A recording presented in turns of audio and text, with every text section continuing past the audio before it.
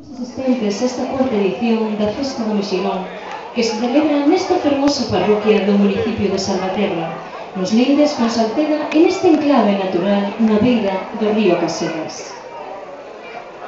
A verdade é que cando me chamaron para ver o pregón que abre oficialmente a manifestación gastronómica, quedei sorprendida. E para satisfacer a miña curiosidade, percorri un bo tramo deste río, pero por máis que busquei, non fun quen de atopar ningún mexilón amarrado nas pedras, nin agochado baixo a ponte da antiga estrada de Salvaterra, que está aí ao lado. Despois de todo isto, pregunteime: onde atopará esta xente da Comisión de Festas de San Roque tanto mexilón para degustar esta mañana aquí no torreiro da Asociación Cultural Xalve? Pero como calquera, podo decatarme que todo este mexilón sae das bateas das nosas rías. Un produto tan galego como a Galicia mesma. E por que non? O polvo en Caraballina, o mexilón en Cabreira, non é verdade? Verdadeiramente, hai que felicitar os organizadores da manifestación gastronómica, porque deste xeito están a promocionar un dos produtos típicos do noso mar, e que ademais é o de maior calidade do mundo, debido ás excelentes condicións das augas das nosas rías.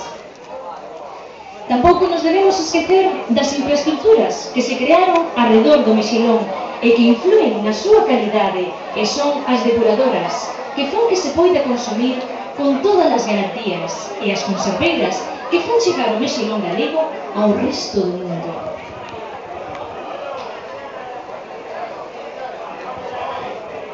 Para min, é unha honra estar hoxe aquí convosco lendo o pregón dunha festa que ensalza o mexilón galego.